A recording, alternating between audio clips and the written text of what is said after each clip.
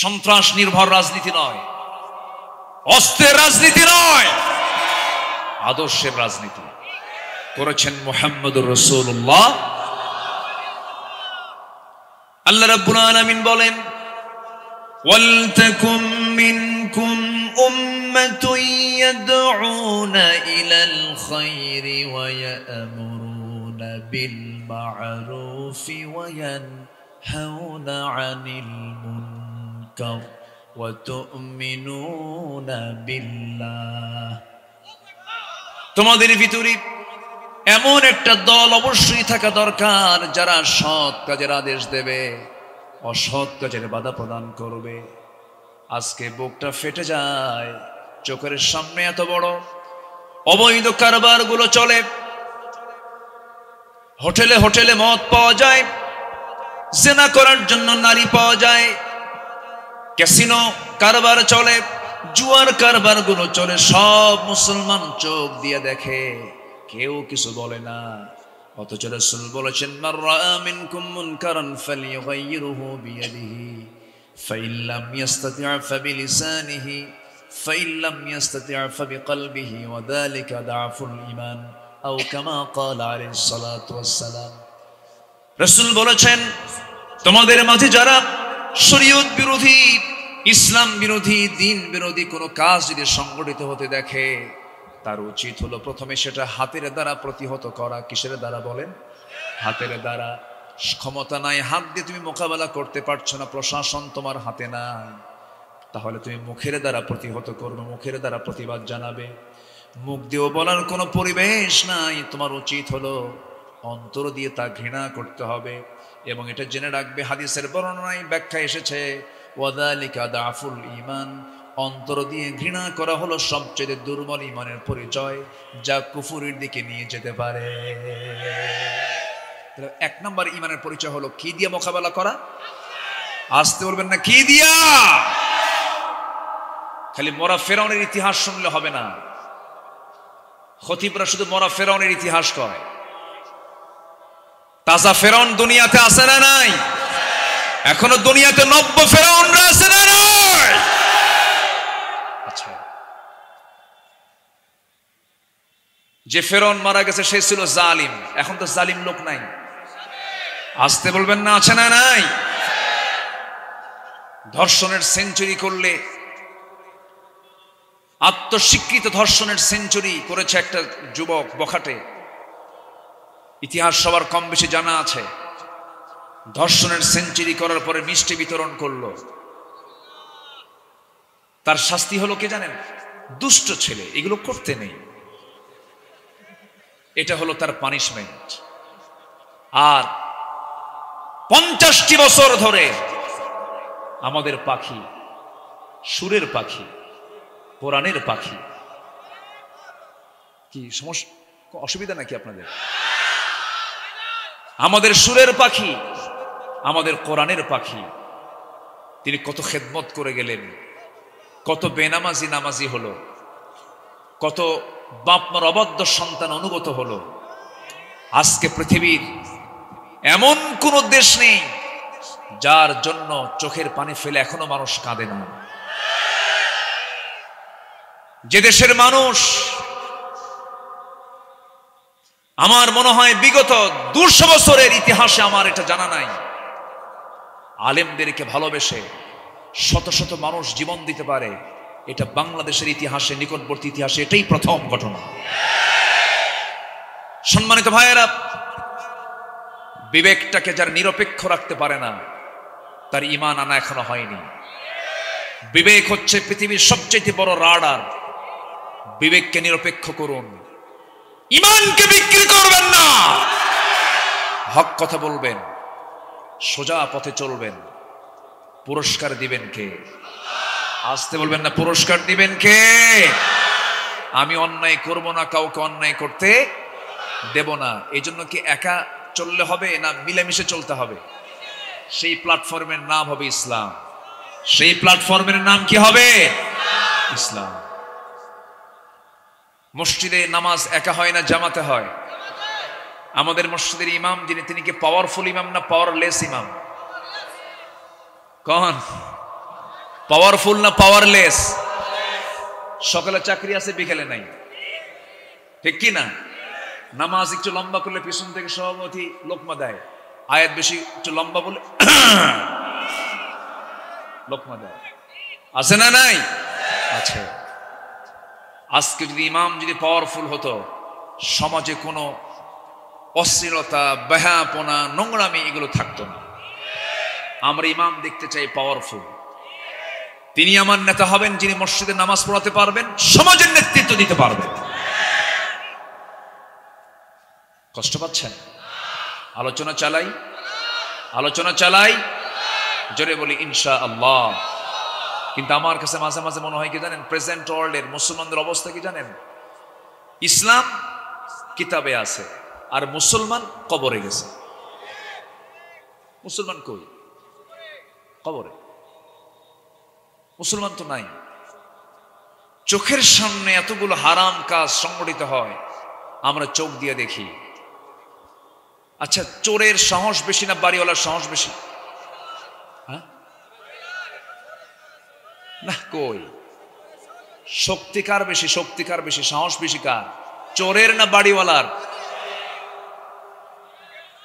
বাড়িওয়ালা। 10 চোর বাড়ি চুরি করতে আসছে, বাড়িওয়ালা একজন। বাড়িওয়ালা শুধু যদি বলে ধর, চোররা থাকবে?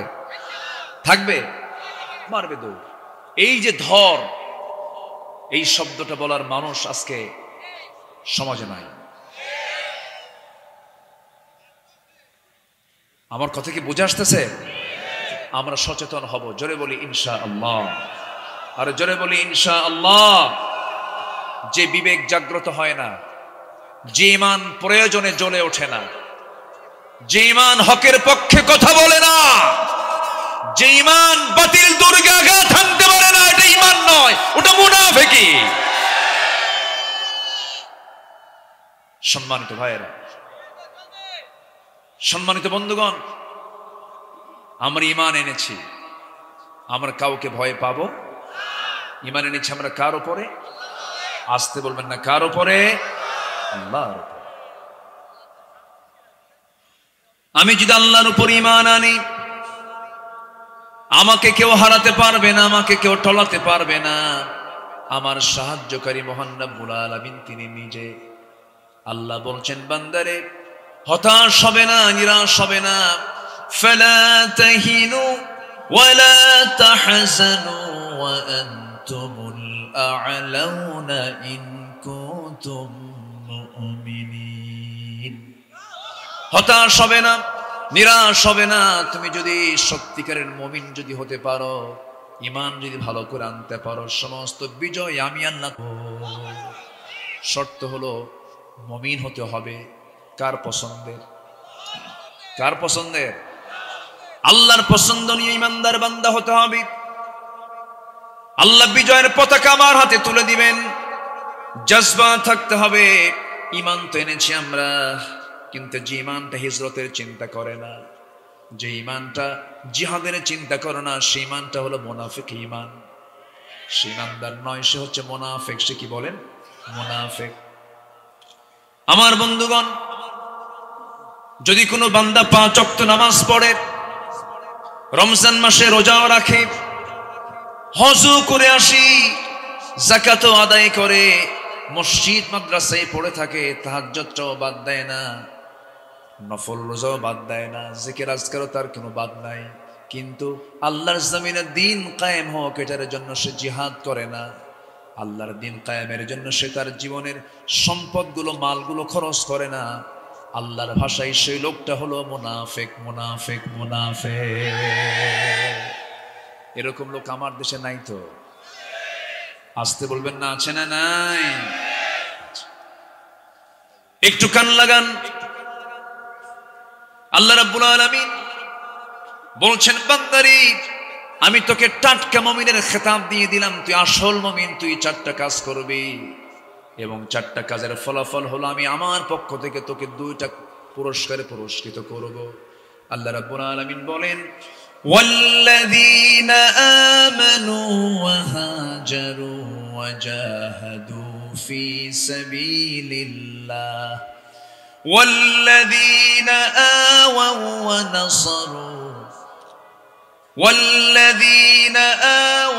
ونصروا أولئك هم المؤمنون حقا لهم مغفرة ورزق كريم জোরে বলুন আল্লাহু আকবার। আল্লাহ রাব্বুল আলামিন বলেন নিঃসন্দেহে যারা ওয়াল্লাযীনা নিঃসন্দেহে যারা আমানু ঈমান আনবে, ঈমান যারা পাকাপোক্ত করে আনবে, যে ঈমানের মধ্যে কোনো শিরিক থাকবে না, বিদআত থাকবে না, কুফর থাকবে না, যে ঈমানদার মাজারে গিয়ে সেজদা দিবে না, যে ঈমানদার মাজারে গিয়ে টাকা দেবে না। মাজারে টাকা দেওয়া লোক আমার দেশে আছে না নাই? আচ্ছা, কোন পীর কি মাজারে টাকা দেয়? কোন পীর সাহেব? তাহলে পীর সাহেব কিন্তু মাজারে টাকা দেয় না। আচ্ছা বলেন তো, কোন হুজুরের বাড়ি কি মিলাদ হয়? তাহলে হুজুরের বাড়ি মিলাদও হয় না, পীর সাহেব গিয়ে মাজারে টাকাও দেয় না। আচ্ছা, কোন ডাক্তারের বইয়ের কি সিজার লাগে, অপারেশন লাগে? কই, খুব কম লাগে। ডাক্তারের বইয়ের পেটে বাচ্চা, সিজার লাগে না, আমাদের লাগে। কথা বোঝেন নাই? আমার কথা কি বুঝতেছেন কিনা? তাহলে চিকিৎসকের বইয়ের সিজার লাগে না, পীরের মাজারে টাকা দেওয়া লাগে না, হুজুরের বাড়িতে মিলাদ হয় না। তাহলে বুঝে নিতে হবে কিন্তু বিষয়গুলো। আপনি মাজারে দিবেন কেন? টাকা দরকার কি? মরা লোকের না জিন্দা লোকের? টাকা কার দরকার? মরা লোকের না জিন্দা লোকের? জিন্দা লোকের। আপনি ফকিরকে দেন, ওয়া আম্মা সাইলা ফালা তানহার আলাম ইয়াজিদকা ইয়াতীমান ফাআওয়া, ইয়াতীমের দিকে আপনি তাকান। সবচেয়ে বড় বুজুর্গ আব্বা আম্মাকে লক্ষ্য করেন, আব্বা আম্মাকে বেদানা খাওয়ান, আব্বা আম্মাকে একটু আপেল কিনে খাওয়ান, আব্বা আম্মাকে শিশুবেলায় আমাকে আপনাকে যেমন করে লালন পালন করেছে তেমন করে লালন পালন করেন। আসল দোয়া কবুলের যারা মহাজন, যাদের দোয়া আল্লাহর দরবারে ডাইরেক্ট কবুল হয়, সে বাপ মার কোনো খবর নেই। খবর হলো নকল বাবার কাছে চলে যায়। আছে না নয়? সম্মানিত ভাইয়েরা, সম্মানিত বন্ধুগণ, যে ঈমানের ভিতরে শিরিক থাকবে না, সেই ঈমানদার কখনো জাহান্নামে যাবে না। আলহামদুলিল্লাহ বলে আমরা শিরকের কাজে যাব। বাচ্চা হয় না, চাইবো কার কাছে? ব্যবসায় মন্দা, চাইবো কার কাছে? এমন কি জুতার ফিতা ছিঁড়ে গেছে, আগে বলবো কার কাছে? জুতার ফিতা তাও চাইবো কার কাছে? আল্লাহর কাছে। আল্লাহ কি দূরে? আসতে বলে আল্লাহ কি দূরে? সবচেয়ে আমার কাছে কে? সবচেয়ে আমার প্রিয় কে? সবচেয়ে আমার আপন কে? সবচেয়ে আমার পরম চরম বন্ধুকে? আল্লাহ তাআলা। আমার বন্ধুগণ, সে আল্লাহর সঙ্গে মোহাব্বত যারা যত গভীর হয়ে যাবে, সে তত বেশি সাকসেস হয়ে যাবে। এই পৃথিবীতে কোন বান্দা সাকসেস? আল্লাহ রাব্বুল আলামিন দু জায়গায় বলেছেন আমপারার ভিতরে। আল্লাহ রাব্বুল আলামিন বলেন, قد أفلح من تزكى وذكر اسم ربه فصلى। আল্লাহ বলছেন ওই সমস্ত বান্দাগুলো সফল যে নফসের শুদ্ধতা আনতে পেরেছে, আল্লাহর জিকির করতে পেরেছে, 5 ওয়াক্ত নামাজ পড়তে পেরেছে। আজকে স্বাধীনতার 53 বছর চলছে, আজকে 17 ফেব্রুয়ারি পার হয়ে যাচ্ছে। আজকে 53 বছর চলে গেল স্বাধীনতার। 18 কোটি মুসলমানের বাংলাদেশ। দুঃখজনক হলো সত্য, আমার দেশে নামাজি বেশি না বেনামাজি বেশি? সফলতা না ব্যর্থতা? মসজিদ হচ্ছে ঘন ঘন, মডেল মসজিদ দরকার বেশি না মডেল মুসল্লি দরকার বেশি? মডেল মুসল্লি বেশি দরকার। এমন মসজিদ আছে, বিশাল বড় মসজিদ, ফজরের সময় মুয়াজ্জিন আযান দিয়ে ফেলেছে, ফজরের জামাতে মোট 3 জন সংখ্যা মুসল্লি, একজন ইমাম, একজন মুয়াজ্জিন আর একজন খাদেম, আর মুসল্লি নাই। আমি কি ভুল বলতেছি? এটাই তো অবস্থা। একটা আদর্শ গ্রামের পরিচয় কি? ধরুন এটা কি ভাতকুড়া না ভাতুড়িয়া, এই ভাতুড়িয়া গ্রামের 500 জন এই জায়গায় বাসিন্দা আছেন, 1000 জন বাসিন্দা আছেন, 500 ঘর 1000 ঘর আছে হয়তোবা ধরেন। একটা আদর্শ গ্রামের বৈশিষ্ট্য হলো এই গ্রামের যে মসজিদটা আছে, জোহরের মুসল্লি মসজিদে যত যা হবে তার চাইতে বেশি পরিমাণ হবে ফজরের মুসল্লি। কিন্তু ফজরে তো কোনো মুসল্লি নাই। কেন মুসল্লি নাই? কি জন্য মুসল্লি নাই? মেয়েদেরকে ব্যস্ত রেখেছে ইন্ডিয়ান চ্যানেলগুলো দিয়া, গোটা রাত পাড়ি দিয়ে দেয়, মেয়েরা চ্যানেলগুলো দেখে, আর পুরুষরা বাইরে আড্ডা মারতে মারতে রাত 1টা বেজে যায়, 2টা বেজে যায়, ফজরের আগ দিয়ে ঘুমাতে যায়। ফজর কাজা গেল, যার দিনটা ফজর কাজা দিয়ে শুরু হয় সেই দিনের মধ্যে কোনো বরকত আছে নাকি? বরিকালি উম্মতি ফি বুকুরিহা, আমার উম্মতের বরকতময় সময় হলো সকালবেলা। যে বান্দা সকালবেলার বরকত থেকে বঞ্চিত, সে প্রকৃত রহমত থেকে বরকত থেকে বঞ্চিত। আমার ভাইয়ের আগের যুগে দাদিকে আমি নিজের চোখে দেখেছি। আমার নিজের দাদি ফজরের আগে উঠে যেতেন। যখন ছোট আমি দেখতাম তিনি মুসাল্লায় বসে থাকতেন, বলতেন, না না ও দাদা শোনো, হাত্তা তাতলু আশ-শামস, সূর্যোদয় না হওয়া পর্যন্ত আমার নবীজি মুসাল্লা থেকে তিনি কখনো উঠতেন না। এই কৃষ্টি কালচার গুলো চলে গেছে। ফরকানিয়া মাদ্রাসা বন্ধ হয়ে চালু হয়ে গেছে কেজি স্কুল, ঠিক কিনা? গ্রামে গ্রামে কোরআন তেলাওয়াতের যে একটা পরিবেশ ছিল, সেই পরিবেশগুলো বাদ পড়ে গেছে। সিলেবাসের মধ্যে আমূল পরিবর্তন এনেছে। আমরা জানি আমাদের জন্ম হলো পুরুষ এবং নারী থেকে, মেল এবং ফিমেল থেকে, কিন্তু এর পাশাপাশি এখন মেল, ফিমেল এবং ট্রান্সজেন্ডার ঢুকানো হয়েছে। ট্রান্সজেন্ডার মানে হলো রহিম রহিমা হবে, করিম করিমা হবে, হাবিব হাবিবা হবে, শরীফ শরীফা হবে। কি কথা বুঝতেছেন কি আপনারা? এগুলো যদি শিক্ষার সিলেবাসে দেয়, যারা এগুলো দিছে, যারা এগুলো ইনক্লুড করেছে, তারা কি মানুষ? আসতে বলেন, তারা কি মানুষ হতে পারে?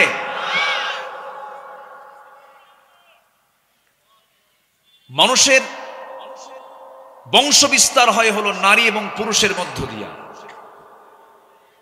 আল্লাহ তাআলা আদম এবং হাওয়াকে সৃষ্টির মধ্য দিয়ে মানব সৃষ্টি শুরু করেছেন। এর মাঝে কি ট্রান্সজেন্ডার আছে? আজ তো ট্রান্সজেন্ডার আছে। এই ট্রান্সজেন্ডার থেকে কি কোনো মানব শিশুর জন্ম হওয়ার সম্ভাবনা আছে? নাই। তাহলে এটা কেন? এটা যে কত ভয়ঙ্কর, এটা যে মুসলিম জাতির জন্য কত ভয়ঙ্কর, এখন থেকে যদি সচেতন না হই আমরা, এটার বোঝা আমাকে আপনাকে বহন করতে হবে ভয়ঙ্কর ভাবে। আরেকটা বিষয় লক্ষণীয়, সেটা হলো সমকামিতা, হোমোসেক্স, সেম সেক্স, অর্থাৎ পুরুষ পুরুষকে বিয়ে করা, নারী নারীতে আকৃষ্ট হয়ে যাওয়া। আমেরিকা, ইউরোপের বহু দেশে এই সমকামিতাকে বৈধতা দিয়েছে পার্লামেন্ট পর্যন্ত। এমনকি আমার প্রতিবেশী দেশ, বিশ্বের সবচাইতে বড় গণতান্ত্রিক রাষ্ট্র, এই ভারতেও সমকামিতাকে প্রমোট করার জন্য খুব চেষ্টা চালানো হচ্ছে। তারই অংশ হিসাবে বাংলাদেশে কিছু বদমাইশরা সমকামিতাকে এগিয়ে দেওয়ার জন্য তারা চেষ্টা চালাচ্ছে। সম্মানিত ভাইয়েরা, এই সমকামিতার একটা ঘৃণ্য ইতিহাস আছে। কওমে লূতের নাম শুনেছেন সবাই। সাইয়্যিদিনা লূত আলাইহিস সালাতু ওয়াস সালাম আজ থেকে 5000 বছর আগে তার জনপদ ছিল হলো বর্তমান পৃথিবীর জর্দান নামক একটা দেশ আছে, জর্দান। সেই জর্দানের ডেড সি এলাকা, অর্থাৎ মৃত সাগর যাকে বলা হয়, ফি আদনাল আরদ, বর্তমান পৃথিবীর সবচাইতে নিম্নাঞ্চল, সবচেয়ে নিচের এলাকা। এটা নিচু ছিল না, আল্লাহ তাআলা নিচু করে দিয়েছেন। কেমন করে? ওই জাতিটার একটা বদভ্যাস ছিল, সেটা হলো সমকামিতা। পুরুষ পুরুষে জেনা করতো তারা, নারীতে নারীতে জেনা করতো তারা, এবং এটাকে উৎসাহ দিত তারা। এই জন্য আল্লাহ তাআলা সে কওমে লূতকে একসঙ্গে সেখান থেকে তুলে শূন্যে উপরে উঠায়া এমন একটা আছাড় মেরেছেন, মাটির সঙ্গে গেড়ে দিয়ে, মাটিকে নিচের দিকে দাবিয়ে দিয়ে এদেরকে শেষ করে দিয়েছেন। সেই অভিশপ্ত কওমে লূতকে আল্লাহ তাআলা শেষ করে দিয়েছেন এই সমকামিতার অপরাধের জন্য। সেই সমকামিতাকে যারা প্রমোট করতে চায়, তারা জাতির চরম দুশমন। তারা এই ব্যাপারে এই ব্যাপারে আমার একজনের কথা খুব ভালো লেগেছে। যদিও তিনি ভারতীয় বংশোদ্ভূত, প্রেজেন্ট ওয়ার্ল্ডের একটা অন্যতম পরাশক্তি ইউকে, ইউনাইটেড কিংডম, অর্থাৎ ব্রিটিশ প্রধানমন্ত্রী ঋষি সোনাক, তিনি বলেছেন, সমকামিতাকে নিয়ে তিনি বলেছেন, a man is a man, a woman is a woman, that's just a common sense. একটা পুরুষ একটা পুরুষ, একটা নারী একটা নারী, এটা বোঝার জন্য বুদ্ধিজীবী হওয়া লাগে না, কমন সেন্সই যথেষ্ট। আমার বন্ধুগণ, আমার দেশের শিক্ষা সিলেবাসে বলুন তো আমরা কি ফিলিস্তিনের না ইসরায়েলের? আমরা কার পক্ষে কথা বলবো? আমরা কি ইসরায়েলের পক্ষে কথা বলবো না ফিলিস্তিনের পক্ষে কথা বলবো? আমাদের বন্ধু কারা? আরো জোরে বলেন। ফিলিস্তিন হচ্ছে আমাদের বন্ধু।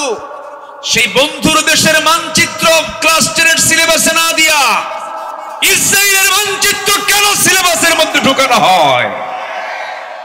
এই সমস্ত অন্যের প্রতিবাদ করার দরকার আছে না নাই? রাজি আছেন কারা কারা? হাত উঁচু করে দেখান মুসলমান। আল্লাহ কবুল করুন, জোরে বলি আমিন, আরো জোরে আমিন। আমরা ঘুমোতে যাই আজান শুনে, ঘুম থেকে উঠে আজান শুনে। 4.5 লক্ষ মসজিদের দেশ বাংলাদেশ, লক্ষ লক্ষ আলেম হাফেজের দেশ বাংলাদেশ, শহীদ তিতুর বাংলাদেশ, খান জাহানের বাংলাদেশ, শাহজালালের বাংলাদেশ, শাহপরানের বাংলাদেশে কোরআন সুন্নাহ বিরোধী কোন ষড়যন্ত্র আমরা বাস্তবায়ন হতে দেব না, দেব না, দেব না। প্রয়োজনে বুকের তাজা রক্ত ঢেলে দিতে রাজি আছেন কারা কারা? হাত উঁচু করে দেখান। ভবিষ্যৎ, আমি খুব ভয় পাই একটা বিষয়।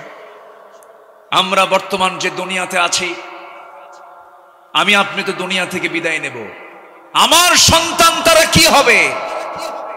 আমার প্রজন্ম তারা ইসলাম নিয়ে থাকতে পারবে কিনা? এই বিষয়ে আমাদের চিন্তা করার দরকার আছে না নাই? পার্থিব সম্পদ আগে রক্ষা করা দরকার না, ইসলামকে জমিনে বাস্তবায়ন করা দরকার। ইসলাম যদি টিকে থাকে, আমার ভবিষ্যৎ প্রজন্ম টিকে থাকবে। এই জন্য ইসলাম কায়েমের জন্য আমাদের মুজাহাদা চেষ্টা করার দরকার, একার না সবার, একার না সবার। এই জন্য আল্লাহর আহ্বান হলো, আমি তোমাকে 2টা পুরস্কার দেব। 1 নাম্বার, ভালো করে ঈমান আনো, নামাজি হও, সত্যকে সত্য বলো, মিথ্যাকে মিথ্যা বলো, বৈধকে মেনে নাও, অবৈধকে প্রত্যাখ্যান করো, ঈমানটাকে লালন করো, কুফুরের দিকে যেও না, দুনিয়ার হিউম্যান লকে, মানব রচিত মতবাদকে গ্রহণ করতে যেও না। নাম্বার 2 হলো, প্রয়োজনে দিনকে কায়েমের সংগ্রাম করতে গিয়ে যদি তোমাকে দেশ ছাড়তে হয়, দেশও ছাড়ো। সুবহানাল্লাহ বলবেন না? যেরকম সুবহানাল্লাহ। দেশ ছেড়েছেন মুহাম্মদুর রাসূলুল্লাহ, মুহাম্মদুর রাসূলুল্লাহ। তিনি কি কারো বাড়িতে আগুন ধরিয়ে আগুন লাগিয়ে দিয়েছিলেন? তিনি কি কাউকে খুন করেছিলেন? তিনি কি কাউকে কটু কথা বলেছিলেন? তিনি কি কাউকে গালমন্দ করেছিলেন? তিনি কি কোনো জাতির কোনো ক্ষতি করেছিলেন? যে লোকটাকে বলা হতো সাদিক আল আমিন, সেই লোকটাই হয়ে গেলেন ওই সমস্ত ব্যক্তির কাছে এত খারাপ কেন? রাসূল বলেছেন, আমি কোনো অন্যায় করব না, কাউকে অন্যায় হতে দেব না। এই জাতীয় হক কথাগুলো যখন বলা শুরু করলেন, ওই মদের দোকান নিয়ে যারা বসে, জুয়ার কারবার যারা নিয়ে বসে, সুদের কারবার নিয়ে যারা বসে, ওদের গায়ে সহ্য হয় নাই, দিয়েছে নবীর বিরুদ্ধে মামলা। কি দিয়েছে? এখনো সেই মামলা দেওয়ার মতো লোক আছে না নাই? আবু জাহেল চলে গেছে, আবু জাহেলের উত্তরসূরি আছে না নাই? আচ্ছা, রাসূলের বিরুদ্ধে মামলা হাঁকায় দিল, যাকে পাই তাকেই মারে। নবীজি সাহাবায়ে কেরামদের মধ্যে থেকে কিছু সাহাবীকে আবিসিনিয়ায় পাঠায়া দিলেন, যাও তোমরা, মক্কায় থাকার কোনো পরিবেশ নাই। নবীজির চোখের সামনে সবাইকে মেরে ফেলে। ইয়াসার পরিবারকে মেরেই ফেলা হলো, সুমাইয়াকে মেরে ফেলা হলো, শহীদ করে দেওয়া হলো। নবীজির একদিন স্বপ্ন, তিনি ভাবলেন, সেজদা তো দেই, কাবাকে সামনে রেখে আল্লাহ তাআলা আমার কিবলা কাবা করে দিয়েছেন। তার প্রথম কিবলা ছিল বাইতুল আকসা, কিন্তু তার মন চাচ্ছিল বাইতুল আকসাটা কিবলা না হয়ে যদি বাইতুল হারাম হতো কত না ভালো হতো। ফাওয়াল্লি ওয়াজহাকা শাতরাল মাসজিদিল হারাম। আমার নবীজি কিবলামুখী হয়ে নামাজ পড়েন, কিন্তু যেই হারাম, যেই কাবাকে সামনে রেখে তিনি নামাজ পড়েন, সেই কাবার ভিতরে 360টা মূর্তি ওই কুরাইশরা রেখে দিয়েছিল। নাউজুবিল্লাহ। নবীজি নামাজ পড়েন কিন্তু তৃপ্তি পান না। নবীজি মনে মনে চিন্তা করলেন, মনে মনে সিদ্ধান্ত নিলেন, একটু ভিতরে যাব, ভিতরে দেখব। ভিতরে তিনি ঢোকেন নাই। ওই কাবার চাবি ছিল একজন ব্যক্তির হাতে, তার নাম হলো ওসমান বিন তালহা। মাথায় একটু নিয়ে রাখবেন, কথাগুলো মনে মনে একটু মাথায় লালন করবেন। আমি কি আলোচনা করব? ওসমান বিন তালহা রাদিয়াল্লাহু তাআলা আনহু, সেই সময় তো তিনি ইসলাম কবুল করেন নাই। আবু জাহেলের ধ্বজাধারী লোক ছিলেন তিনি। ওসমান বিন তালহার হাতে হলো কাবার চাবি। আমার রাসূল আসতে গিয়ে বললেন, ওরে ওসমান, আমি হলাম মুহাম্মদ সাল্লাল্লাহু আলাইহি ওয়াসাল্লাম, তোমার কাছে আমার একটা আরজি। সে আরজিটা হলো, তুমি যদি আমাকে কাবার চাবিটা দিতা, আমি তৃপ্তি ভরে ভিতরে ঢুকে একটু সেজদা দিয়ে ধন্য করতাম আমার আল্লাহকে। আমার বন্ধুগণ, আমরা নামাজ পড়ি কোন দিক হয়ে? বলেন বলেন, কোন দিক হয়ে? পশ্চিম দিক। সবাইকে পশ্চিম দিক হয়ে নামাজ পড়ে নাকি?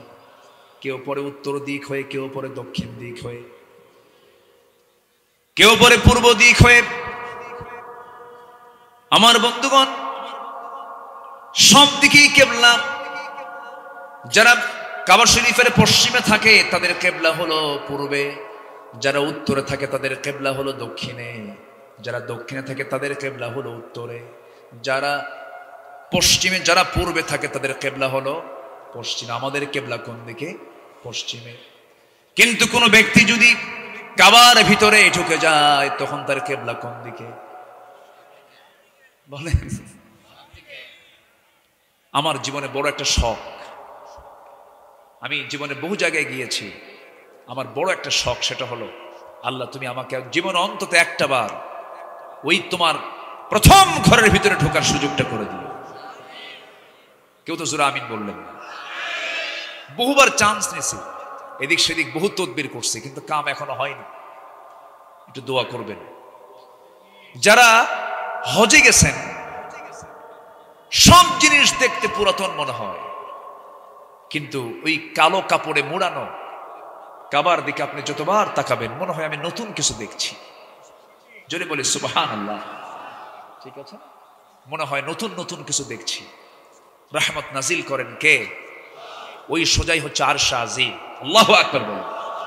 আরশ আজিমটা হচ্ছে ওই সোজা বাইতুল মামুর, একদম বরাবর হচ্ছে আরশ আজিম। পৃথিবীর নাভি, পৃথিবীর কি নাভি না? আমাদের যে নাভি আছে না, পৃথিবীর নাভি হলো কাবা, মূল সেন্টার ওটা।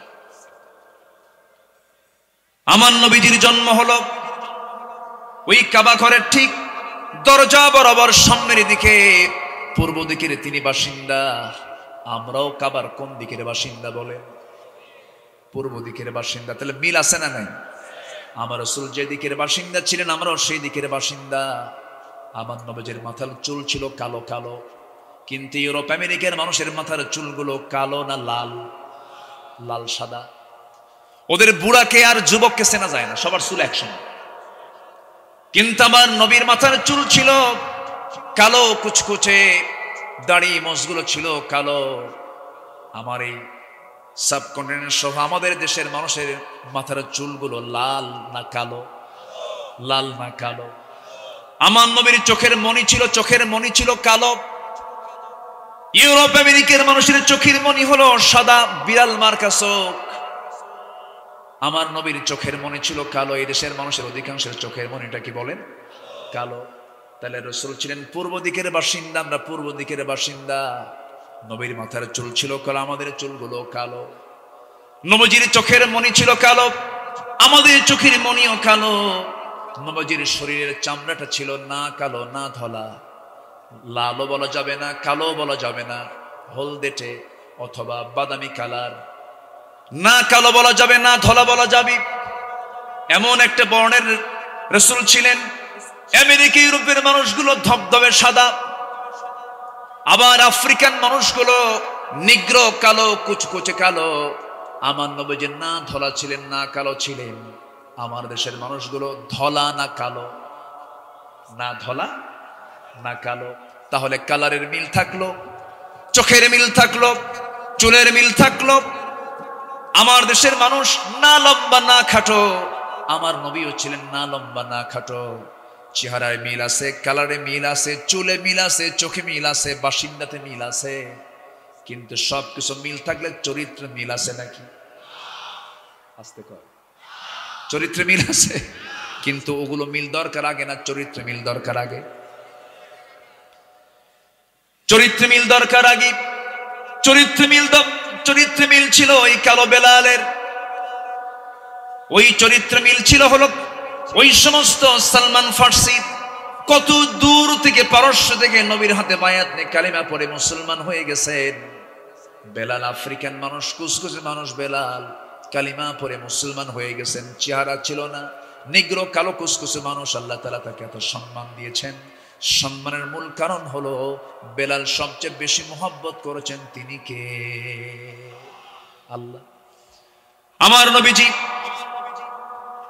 অনেক লম্বা কথা, কাবার চত্বরে দাঁড়ালেন, কাবার দরজার দিকে তাকালেন, দরজায় দেখতেছেন এখন একটা তালা মারা, তালা ঝুলতেছে।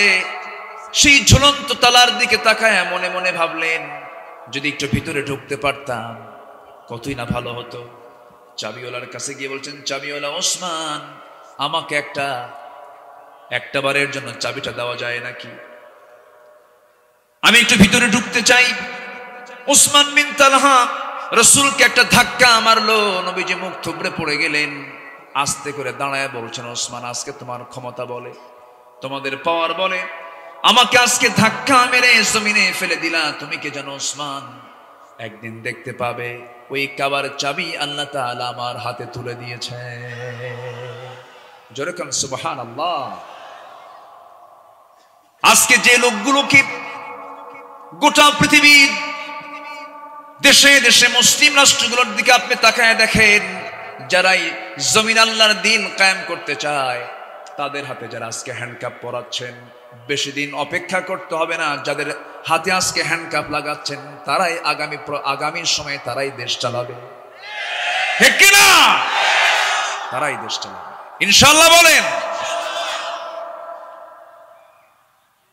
আমার বন্ধুগণ, রক্ত বৃথা যায় না। দিনের পথে যারা রক্ত ঝরে, এটা হলো উর্বরতা বৃদ্ধির জন্য, দিনকে বিজয়ীর জন্য আল্লাহ তাআলা রক্ত চান, ঘাম চান, শ্রম চান, ইবাদত চান। এই বাংলার জমিনে হাজারো শহীদের রক্ত ঝরেছে, এই জমিনে আল্লাহর দিন কায়েম হবে ইনশাআল্লাহ। সেদিন বেশি দূরে নয়। জোরে বলি ইনশাআল্লাহ, বলি ইনশাআল্লাহ। আসবে দিন, আসবে দিন, জোরে বলি ইনশাআল্লাহ। এমনকি আশা করি না আমরা? আমার নবীজি যখন এই কথা বললেন, ওসমান বিন তালহা চট করে তার মাইন্ড ঘুরে গেল, নবীর দিকে হয়ে বলতেছে, মুহাম্মদ, আমি তোমাকে চাবিটা দেব, কারণ তুমি তো সত্য কথা বলো, তোমার হাতেই কাবার চাবি আসবে একদিন। কিন্তু আমি যে তোমাকে চাবি দিলাম এটা যেন আবু জেহেল না জানে। কে না জানে? কেন আবু জেহেল না জানে, জানলে তো প্যাঁচ লেগে যাবে, ও যেন না জানে। আচ্ছা ঠিক আছে, জানবে না। আমার নবীজি কাবার চাবিটা হাতের মধ্যে নিলেন, নিয়ে তালা খুললেন, ভিতরে ঢুকে দেখেন সাজানো লাত, মানত, ওজ্জা, হবল এগুলো সহ প্রায় 360টা মূর্তি ওই পত্তলিকরা, কোরাইশ পত্তলিকরা তারা সাজিয়ে রেখেছে। কার ঘরে বলেন তো? আমার নবীর দেহে ইব্রাহিমের রক্ত না? কার রক্ত? কার রক্ত বলেন? ইব্রাহিম আলাইহিস সালাম মূর্তিগুলো দেখে কি সহ্য করতে পারছিলেন?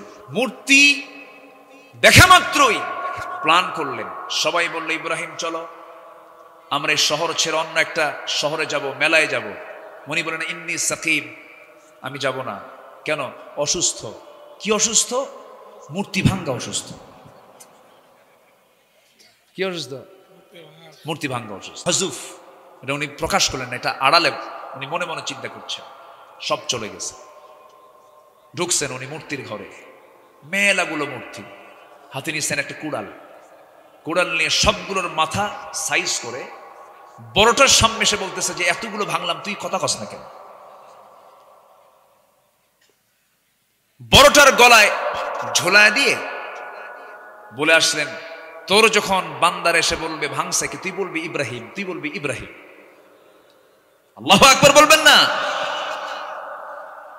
অথচ তার বাপ ছিল একজন কি, মূর্তি বানাতো, সে মূর্তির কারিগর, মূর্তি তৈরি করত, মূর্তি বানায়া মূর্তিগুলো বাজারে বিক্রি করত। তার ছেলে হচ্ছেন ইব্রাহিম। আল্লাহু আকবার বলেন।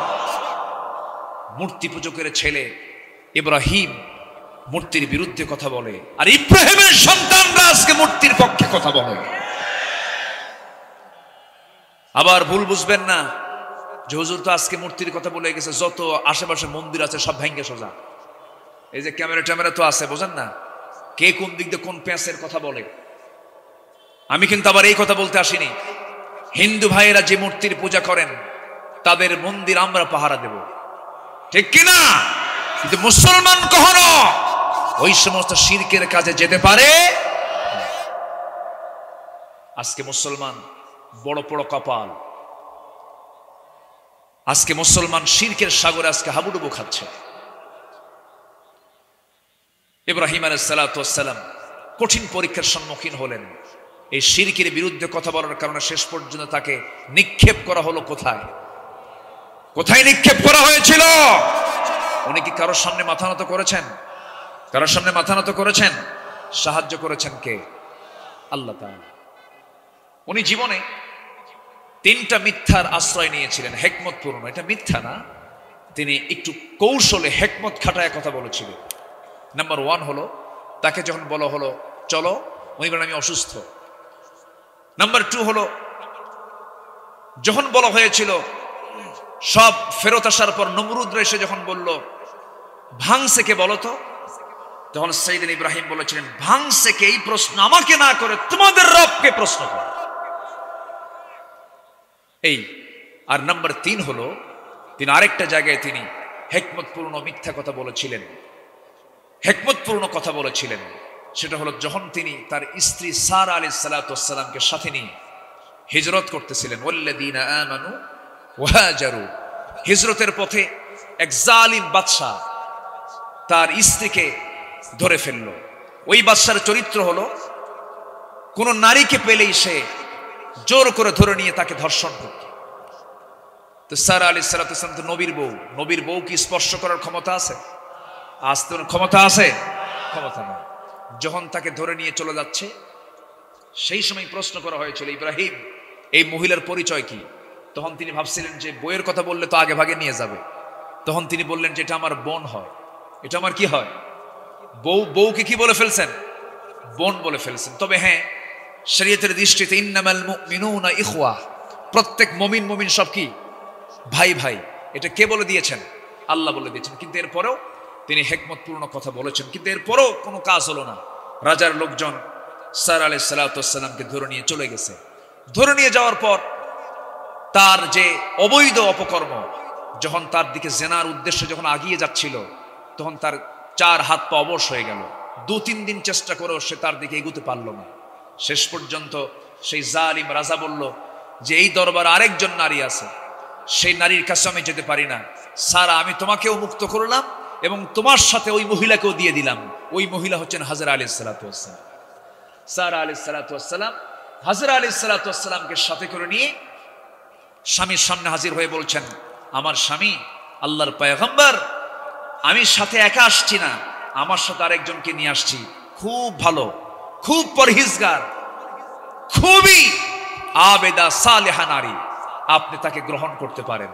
তখন তার পরামর্শে, বড় বউয়ের পরামর্শে তিনি হাজরা আলাইহিস সালাতু ওয়াস সালামকে বিয়ে করলেন। কত লম্বা ইতিহাস, কত ত্যাগ, কত কুরবানির ইতিহাস তাদের জীবনে রয়ে গেছে। তারা হিজরত করেছেন, ইমানকে পাকাপোক্ত করেছেন, আগুনে নিক্ষিপ্ত হয়েছেন, কারোর সামনে মাথা নত করেন নাই। ঠিক কিনা বলেন? আমরা ইমান এনেছি, ইমান নিয়ে আমরা টিকে থাকবো। জোরে বলি ইনশাআল্লাহ, আরো জোরে বলি ইনশাআল্লাহ। সেই নবীর দেহে ইব্রাহিমের রক্ত, বলেন তো ওই মূর্তি দেখে কি তার মাথা ঠিক থাকার কথা? কিন্তু আমার নবীজি করলেন কি? আমার নবীজি মূর্তির দিকে তাকালেন, মনে মনে ভাবলেন ভেঙ্গে সব চুরমার করে আল্লাহর ঘরকে পবিত্র করে ফেলবো, সব ভেঙ্গে বের করে ফেলবো। কিন্তু পারলেন না, কারণ ওই মক্কা নগরের নগর পিতা সিটি মেয়র হলো আবু জেহেল। সিটি মেয়রকে আবু জেহেল। আবু জেহেলের হাতে র‍্যাব সিটা কোবরা, আবু জেহেলের হাতে সমস্ত পাওয়ার, সমস্ত ক্ষমতা। আবু জেহেল ক্ষমতায় আছে, রাসূল তো ক্ষমতায় নাই। তিনি যেগুলো ভেঙে চলেছে সব বের করে দিবেন, আল্লাহর ঘরকে তিনি পবিত্র করে ফেলবেন, কিন্তু সেই ক্ষমতা তার নাই। তিনি পারলেন না। আস্তে করে তিনি মুখ ঘোরায় চলে আসলেন, কারণ তার কাছে ক্ষমতা নাই, তার কাছে পাওয়ার নাই। নবীজি মক্কার 13 বছর আল্লাহর ঘরের ভেতরে মূর্তি থাকা অবস্থায় তিনি সেজদা দিতে বাধ্য হয়েছেন, কারণ ক্ষমতা তার কাছে ছিল না।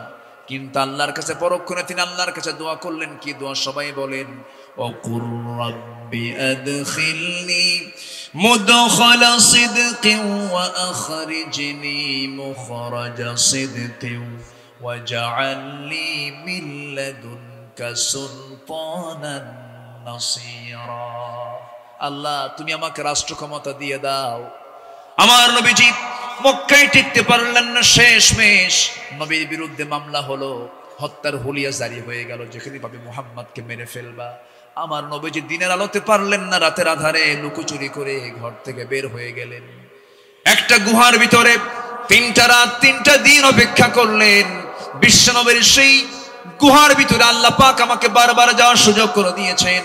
দুর্গম সেই গুহার ভিতরে আমার নবীজি 3 দিন 3 রাত কাটালেন, যেখানে বালিশ নাই, চাদর নাই, কাঁথা নাই, কিচ্ছু নাই। কেন, কি জন্য? অন্য কোনো কারণ নয়। তিনি বলেছেন, সমাজের মধ্যে কোনো ইসলাম বিরোধী কাজ হতে দেব না। এই জমিনে থাকতে হবে কার বিধান? আসতে বলবেন না, কার বিধান? আল্লাহর বিধান। আমার নবীজির মতো মানুষ, মহামানব, নিজের বাড়িতে থাকতে পারলেন না, হিজরত করতে বাধ্য হলেন। হিজরত করে মদিনার দিকে রওনা দিলেন।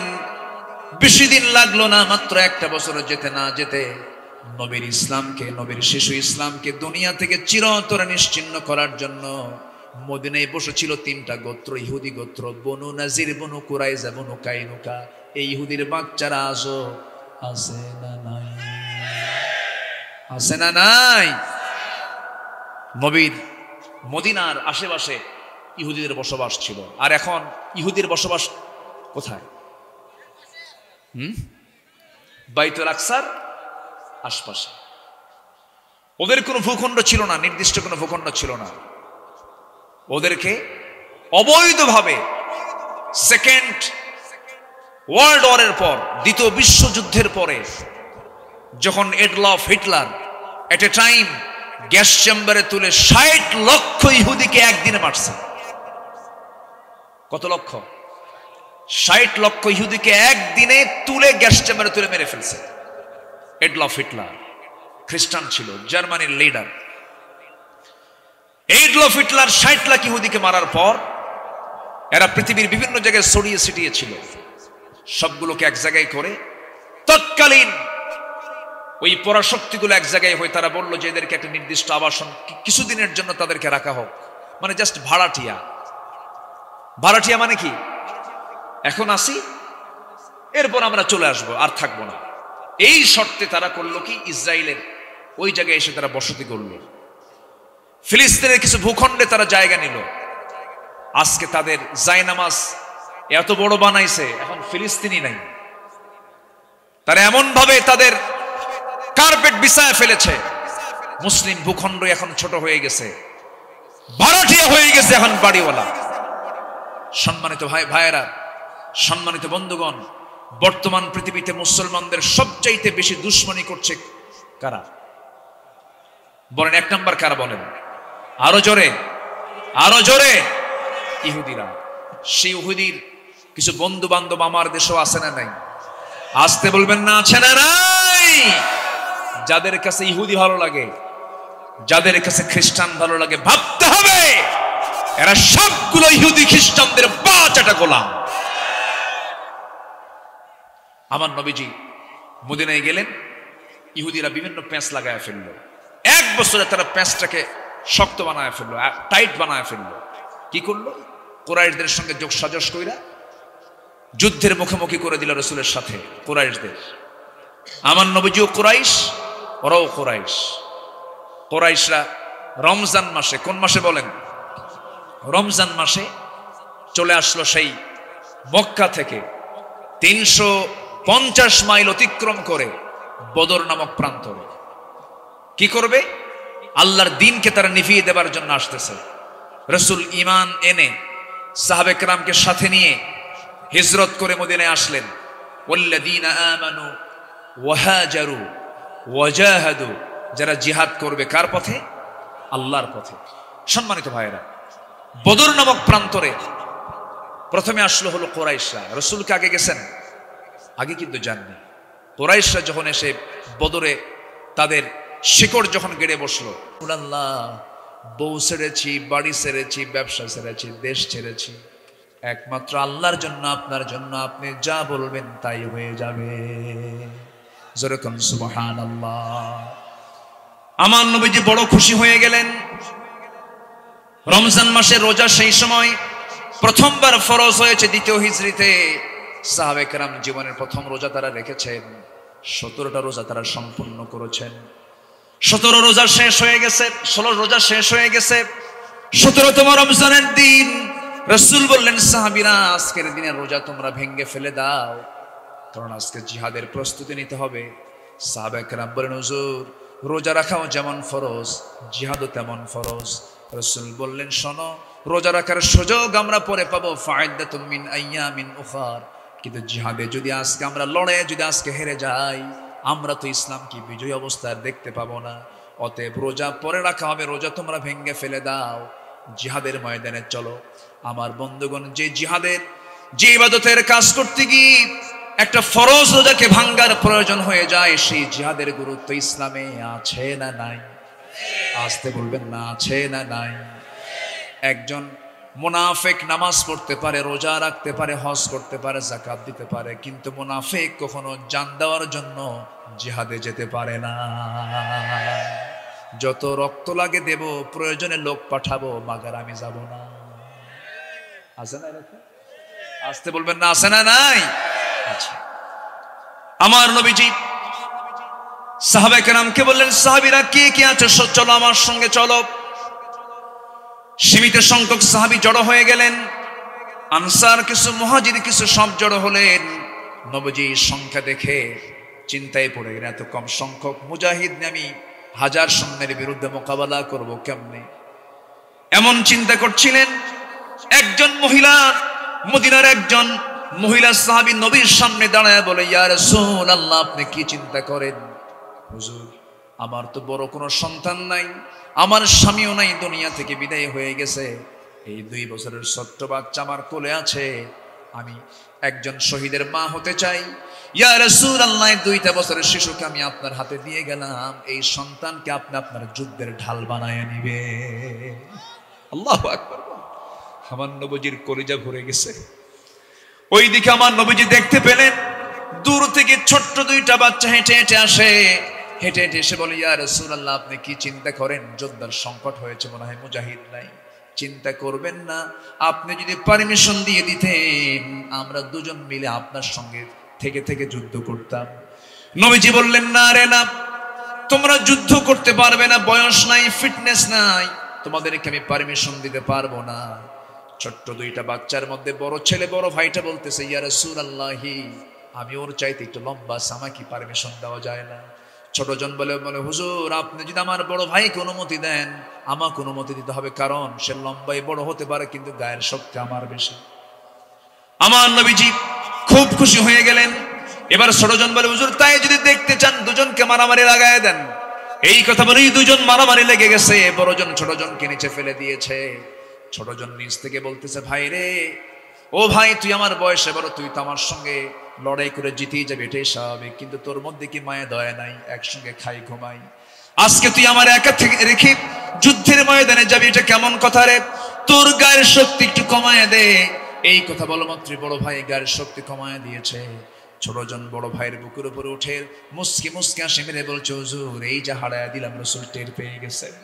আমার নবীজি ছোট্ট 2টা বাচ্চাকে বুকের মধ্যে আলিঙ্গন করে নিয়ে আকাশের দিকে তাকায় বলছে, আরশের মালিক আল্লাহ, আমার সাহাবীদের অস্ত্র নাই, আমার সাহাবীদের গায়ের জোর নাই, আমার সাহাবীরা রোজা রেখে ক্লান্ত হয়ে গেছে, আল্লাহ তুমি সাহায্য করো। আল্লাহু আকবার। জিহাদের ময়দানে ঝাঁপিয়ে পড়লেন 313 জন সাহাবী নিয়ে। সবাই ওরা ঘোড়ার পিঠে করে চলে আসছে, আমার নবীজির ঘোড়াও নাই। যুদ্ধের ময়দানে তিনি দাঁড়ায় গেছেন। যুদ্ধ যখন শুরু হয়ে গেছে, আমার নবীজি যে পাশে দাঁড়ানো ছিলেন সেই জায়গাটা হলো বালুর জায়গা। কিসের জায়গা বলেন? বালুর জায়গা। নিজের চোখে দেখে আসছেন। সেখানে শুহাদায়ে বদর 13 জন সাহাবীর লাশ একসঙ্গে রাসূল সমাহিত করেছেন। একজন ক্ষতবিক্ষত হয়েছিলেন, রক্তাক্ত হয়েছিলেন, কিন্তু মারা যান নাই। ওই আহত রক্তাক্ত সাহাবীকে রাসূল বদর থেকে মদিনার দিকে নিয়ে আসতেছিলেন। প্রতিমধ্যে রাস্তায় রাসূলকে জানানো হলো, হুজুর ওই সাহাবীটাও শাহাদাত বরণ করেছেন। রাসূল বললেন, দেরি করো না, ওই যদি পাহাড় দেখা যায়, পাহাড়ের চিপায় আমার সাহাবীকে সমাহিত করে দাও, সে জান্নাতের মেহমান। জোরে বলুন সুবহানাল্লাহ। আমার নবীজি যুদ্ধ পরিচালনা শুরু করলেন। যুদ্ধের এক পর্যায়ে দেখা গেল মুসলমানদের বিজয় এসেছে। রাসূল সেদিন বলেছিলেন, ও আমার সাহাবীরা, এমন যুদ্ধে আমরা যাচ্ছি, সেই যুদ্ধে কেউ দেখবে কারো ভাইকে, কেউ দেখবে তার বাপকে, কেউ দেখবে তার ছেলেকে, কেউ দেখবে তার জামাইকে, কেউ দেখবে তার চাচাকে। এমন যুদ্ধে তোমার সবাই অংশগ্রহণ করতে পারবে নাকি? সাহাবায়ে কেরাম বললেন, ইয়া রাসূলুল্লাহ, আমরা কাউকে দেখব না, আমরা দেখব সবাইকে নবীর শত্রু মনে করে। জোরে বলুন সুবহানাল্লাহ। উবাইদ ইবনুল জাররাহ রাদিয়াল্লাহু তাআলা আনহু নিজের বাপকে দেখলেন, চোখে পানি চলে আসলো। আব্বাকে মারবো না, তরবারি গুটায় নিলেন। আবার তরবারি তিনি, নাঙ্গা তরবারি আবার তিনি মুক্ত করে বাপকে বাপ না মনে করে শিরকের প্রতীক মনে করে বাবার গর্দান বরাবর হাঁকায়া দিলেন। মস্তক ছিটকে পড়ে গেল। সন্তান বাপকে দুনিয়া থেকে যখন বিদায় করে দিয়েছে, মুসলমানদের বিজয় নিশ্চিত হয়ে গেছে, ওবায়দার চোখে পানি। রাসূল বলছেন, ওবায়দার চোখে পানি কেন? কি হয়েছে ওবায়দার? হুজুর ওবায়দার বাপ আজকে যুদ্ধে মারা গেছে। কেন? কে মেরেছে তোমরা? আমার প্রিয় সাহাবীর বাপকে। হুজুর কেউ না, ওবায়দা নিজে মারছে।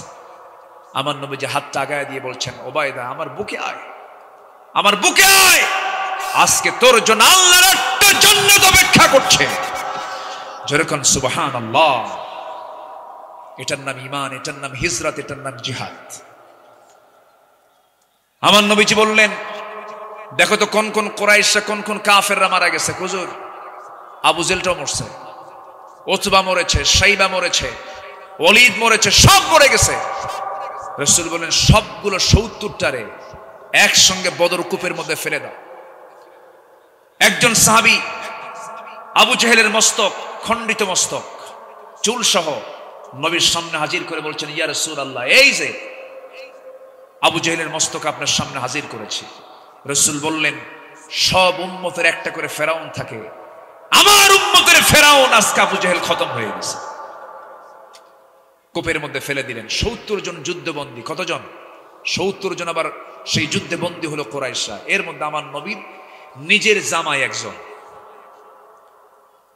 আমার নবীর আপন চাচা আব্বাস রাদিয়াল্লাহু আনহু একজন। তখন তিনি ইসলাম কবুল করেননি। বলেন, ইসলাম মানতে গেলে নিজের বাপ বিরোধী হতে পারে কিনা বলেন?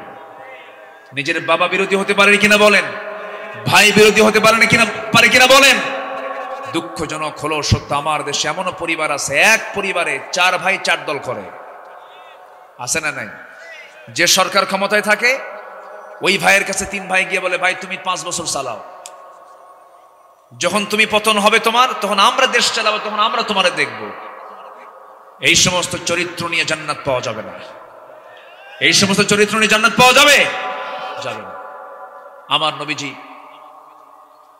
দেখতে পেলেন তার আপন জামাই, বড় মেয়ের জামাই, তাকে পিঠ মোড়া দিয়ে বেঁধেছে, আপন চাচাকে পিঠ মোড়া দিয়ে বেঁধেছে। আমার নবীজি শুনতে পেলেন। নবীজি শোনার পরে বললেন, কি অবস্থা, কি করেছে? হুজুর আপনার জামাই তো দড়ির বাঁধনটা একটু নরম করে দিছি, আপনার চাচার দড়ির বাঁধনটা একটু নরম করে দিয়েছি, শক্ত করে বাঁধি নাই, জামাই মানুষ তো একটু আস্তে বাঁধছি। খাবার দিয়েছি তাদেরকে, ওই ছাগলের গোশত আর রুটি দিয়েছি, আর বাকি সবাইকে খেজুর দিয়েছি। রাসূল বললেন, না, এটা যুদ্ধের নীতি নয়, সবার জন্য সমান পদ্ধতি অবলম্বন করা উচিত ছিল। দড়ির বাঁধন সবার জন্য নরম করে দাও, সবার জন্য রুটি আর ছাগলের গোশতের ব্যবস্থা করে দাও। আল্লাহু আকবার বলেন। রাসূল বলেন, না, স্বজন প্রীতি চলবে না। একে একে সবার কাছ থেকে মুক্তিপণ নিচ্ছেন আর তাদেরকে মুক্তি দিয়ে দিচ্ছেন। সামনে পড়ে গেছে আপন চাচা আব্বাস। রাসূল বললেন, চাচা মুক্তিপণ দিতে হবে। আব্বাস বলতেছে, ভাতিজা তুমি আমার থেকেও নিবে, আমি তোমার বাবার ভাই, তো আমার থেকেও নিতে হবে। রাসূল বললেন, বাবার ভাই যদি হন তাহলে যুদ্ধ করতে আসছেন কেন ভাতিজার বিরুদ্ধে? আপনাকে আগে দিতে হবে। সাইয়েদনা আব্বাস তখন মিথ্যা কথা বলে বলে ফেললেন যে আমার বাড়িতে দেওয়ার মতো কিছু নাই। আমার নবীজি মুস্কি হাসি মেরে বললেন, চাচা মিথ্যা কথা বলেন কেন? চাচি আম্মার কাছে কয়েকটা স্বর্ণের বার রেখে এসেছে। সাইয়েদনা আব্বাসের চোখে পানি চলে আসলো। আব্বাস রাদিয়াল্লাহু আনহু বলছেন, ভাতিজা মুহাম্মদ রে, আর কতক্ষণ বেঈমান হয়ে থাকবো? তুই যে আল্লাহর নবী, কোনো সন্দেহ নাই, আমাকে তুই কালিমা পড়ায় দে। কালিমা পড়লেন তিনি। এবার জামাইয়ের পালা। আবুল আস, বড় মেয়ের জামাই আবুল আস। রাসূল বললেন, জামাই শোনো, তোমাকে মুক্তিপণ দিতে হবে। হ্যাঁ, খবর দিয়েছি, মক্কায় চলে গেছে খবর, আসবে মুক্তিপণ, চলে আসবে। স্বামীর মুক্তিপণের জন্য আমার নবীজির বড় মেয়ে একটা প্যাকেট পাঠায় দিলেন। সেই প্যাকেটটা নবীর হাতে চলে আসলো। নবীজি প্যাকেটটা খুলেই দেখেন সুন্দর একটা গলার পেটা চেইন, গলার একটা হার তিনি দেখতে পেলেন। গলার হারটা দেখা মাত্রই নবীজির চোখের কোনা বেয়ে টপ টপ করে পানি পড়ছে। সবাই সাহাবীরা নবীজির কান্না দেখে বলছেন, ইয়া রাসূলুল্লাহি, আপনি তো এমনটা আচরণ কখনো করেন না।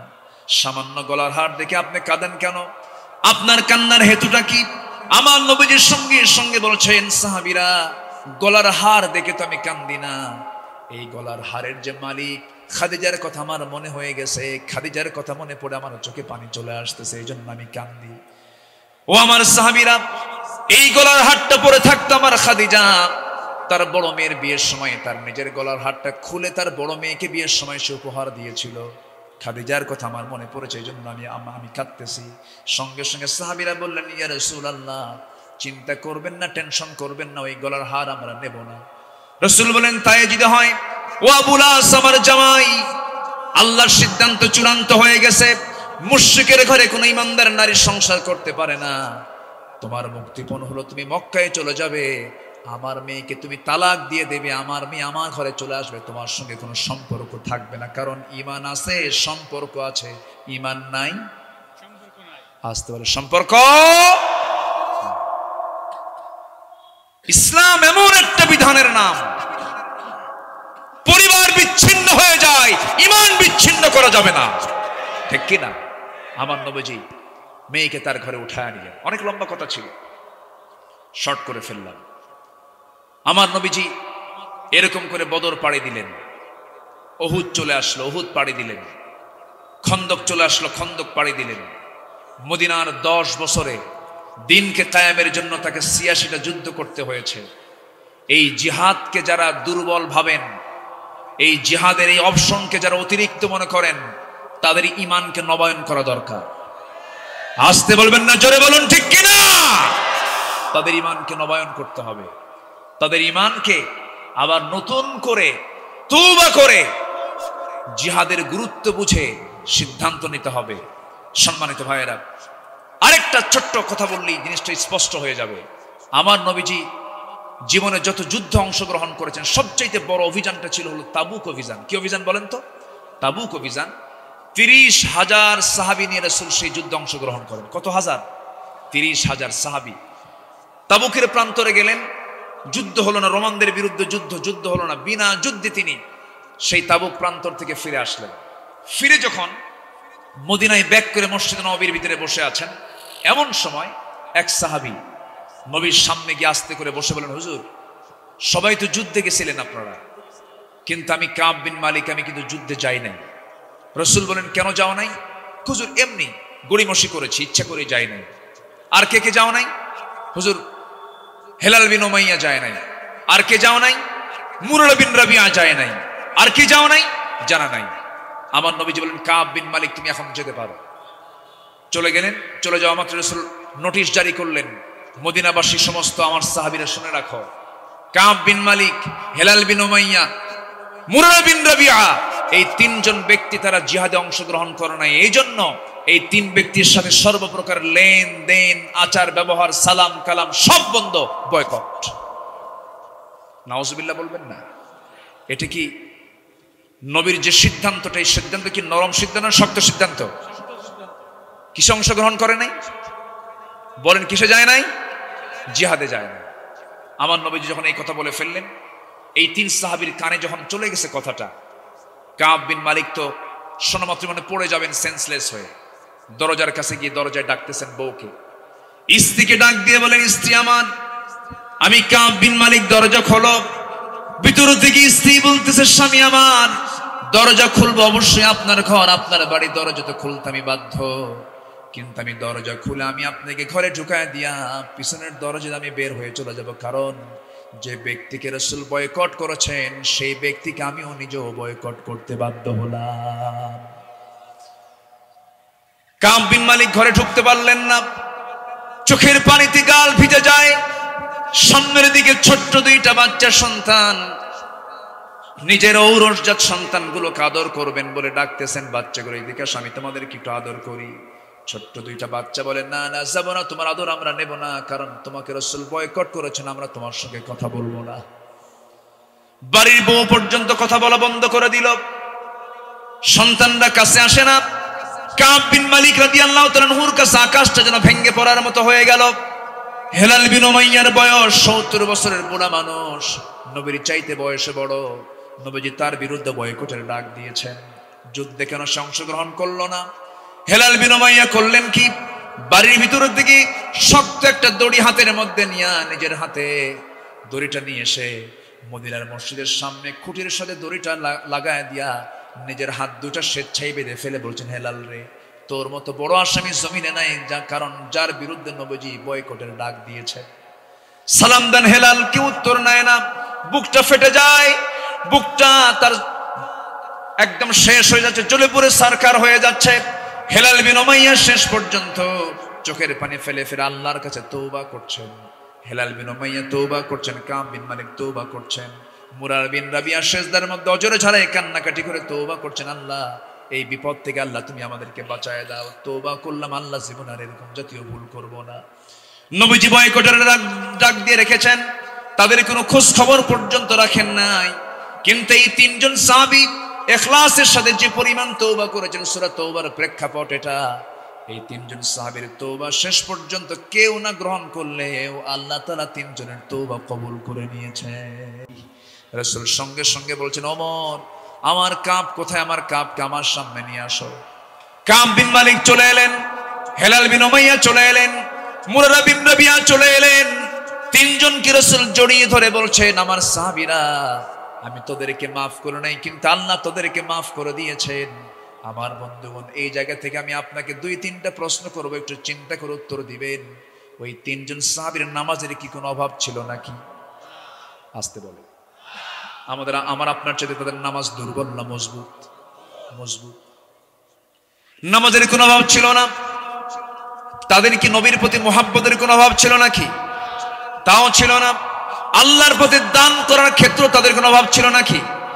কোনো কিছু দিয়ে সংকট ছিল না। তাহাজ্জুদ ছিল, চোখের পানি ছিল, জিকির আজগার ছিল, সব কিছুই ছিল, নবীর প্রতি মুহাব্বত ছিল। কিন্তু শুধুমাত্র কি করেছেন, একটা যুদ্ধের ময়দানে রাসূল তো বলতে পারতেন, শোনো, 30,000 সৈন্য নিয়ে গেছিলাম, যুদ্ধই হয় নাই, যা আমি তোমাদেরকে মাফ করে দিলাম। কিন্তু রাসূল তাদেরকে শক্ত করে ধরলেন কেন? এই জন্য ধরলেন, জিহাদকে কোনো ক্রমেই দুর্বল চোখে দেখার কোনো সুযোগ নাই, ঠিক কি না? আল্লাহ বলছেন, ওয়াল্লাযীনা আমানু, যারা ঈমান আনবে, ওয়াহাজারু, যারা হিজরত করবে। এই দুনিয়াতে যাদের ইসলামের জন্য যাদের মামলা, ভাবতে হবে তার পাসপোর্টে একটা করে ভিসা লাগতেছে, ঠিক কি না? কোনো টেনশন নাই। ওয়াহাজারু ওয়াজাহাদু, যারা জিহাদ করবে কার পথে? ফি সাবিলিল্লাহ। ওয়াল্লাযীনা, এবং যারা আওয়াও, ওই মুজাহিদদেরকে যারা আশ্রয় দেবে, ও নাসরু, এবং সাহায্য করবে। দেখেন, আল্লাহ তাআলা জিহাদের অপশন আবার আর 2টা কাজ বাড়ায় দিলেন। ঈমান আনবে, হিজরত করবে, জিহাদ করবে যারা, এবং যাদেরকে সাহায্য করবে, এবং যারা তাদেরকে আশ্রয় দেবে। আল্লাহ তাআলা বলছেন, উলাইকা হুমুল মুমিনুনা হাক্কা, এরাই হলো টাটকা মুমিন। যেরকম সুবহানাল্লাহ, এরা কি টাটকা মুমিন। কি তামান্না সাহাবীদের মধ্যে কাজ করতো। এক অন্ধ সাহাবী নবীর কাছে গিয়ে বলে, হুজুর, যুদ্ধে সবাই মারা গেল, শহীদ হলো, আমি কি যাব না? রাসূল বলেন, না, তুমি অন্ধ, তুমি পারবা না। রাসূল অনুমতি দেন নাই, সাইয়েদনা আবু বকর অনুমতি দেন নাই। সাইয়েদনা ওমর ফারুকের শাসন আমলে কাদেসিয়ার যুদ্ধ হয়, কাদেসিয়ার যুদ্ধ। সেই যুদ্ধে এই বুড়া সাহাবী এবং অন্ধ সাহাবী, নবীর খুব প্রিয় সাহাবী ছিলেন, সাইয়েদনা ওমর ফারুকের সামনে যে ছোট বাচ্চার মতো হাউমাউ করে কাঁদে আর বলে, ভাই ওমর, আমার বন্ধু অমুক বদরে গেল, উহুদে গেল, সব যুদ্ধে শহীদ হয়ে জান্নাতের সেই নিয়ামতগুলো ভোগ করতেছে, আমি কোন দিন শহীদ হব? আমাকে কেউ পারমিশন দেন, আমার বন্ধু বান্ধব সব তো জান্নাতে চলে গেছে, আমাকে পারমিশন দেন। সাইয়েদনা ওমর ফারুক মুস্কি হাসি মেরে বলতেছে, আমি দিতে পারবো না, কারণ রাসূল আপনাকে দেন নাই। সাইয়েদনা আবু বকর আপনাকে যুদ্ধের পারমিশন দেন, আপনি অন্ধ মানুষ, আপনি যুদ্ধ করবেন কেমন, আপনি চোখেই দেখেন না। এবার ওই অন্ধ সাহাবীর নাম হচ্ছে আব্দুল্লাহ ইবনে উম্মে মাকতুম বলছেন, ভাই ওমর, আমি জানি আপনি আমাকে এই প্রশ্ন করবেন, আমি উত্তর রেডি করে আনছি। কি উত্তর রেডি করে আনছেন বলেন? আব্দুল্লাহ ইবনে উম্মে মাকতুম বলছেন, উত্তরটা হলো, যুদ্ধের ময়দানে গিয়ে সবাই তো যুদ্ধ করে না, কেউ ওই যোদ্ধাদের, আহত যোদ্ধাদের সেবা করে, কেউ খাবারের আয়োজন করে, কেউ তাবু পাহারা দেয়, কেউ কালিমার ঝান্ডা সামনে হাতে নিয়ে দাঁড়ায় থাকে। আমি অন্ধ মানুষ, আমি তরবারি চালাতে পারবো না, আমি এটা জানি, কিন্তু অন্তত ওই কালিমার ঝান্ডা ধরার জন্য একজন ব্যক্তি তো সিলেকশন দিতে হবে, সেই ব্যক্তি অন্য কাউকে সিলেকশন না দিয়ে আপনি ওমর আমাকে সেই কালেমার ঝান্ডা ধরার সিলেকশন দিয়ে দেন। আমি কালেমার ঝান্ডা হাতে নিয়ে অন্ধ মানুষ সামনে আমি এক পায়ে দাঁড়িয়ে থাকবো, নড়াচড়া করব না। কাফির মুশরিকরা আমার দিকে তাকায়া তীর লক্ষ্য করে আমার বুকে মেরে দেবে, বুক দিয়ে ঢুকে পিঠ দিয়ে তীর বের হয়ে যাবে, রক্তাক্ত অবস্থা আমি শহীদ হয়ে আল্লাহর জান্নাতে চলে যাব। ইতিহাস সাক্ষী, তিনি সেই যুদ্ধে অংশগ্রহণ করলেন এবং শহীদের মর্যাদা নিয়ে দুনিয়া থেকে বিদায় নিলেন। জোরে কোন সুবহানাল্লাহ। জিহাদের গুরুত্ব আছে না নাই? আছে। এই চারটা কাজ আমরা করব। আল্লাহ তাআলা বলছেন, আল্লাহ তোমরা যদি এই কাজগুলো করতে পারো তাহলেই আল্লাহ তাআলা বলছেন লাহুম মাগফিরাহ, তার জন্য আছে সাধারণ ক্ষমা, ওয়া রিজকুন কারীম, এবং সম্মানজনক রিজিক। আল্লাহ তাআলা সবাইকে এই আয়াতের অনুকূলে জীবন গড়ার তৌফিক দান করুন। 5 ওয়াক্ত নামাজ আমরা কেউ ছাড়বো না। কারা কারা হাত তুলে দেখেন তো দেখি। 5 ওয়াক্ত নামাজ, জোরে বলি ইয়া আল্লাহ, আরো জোরে ইয়া আল্লাহ। আমাদেরকে 5 ওয়াক্ত সালাত আদায় করার তৌফিক তুমি আল্লাহ দিয়া দাও। জোরে বলি আমিন, আরো জোরে আমিন।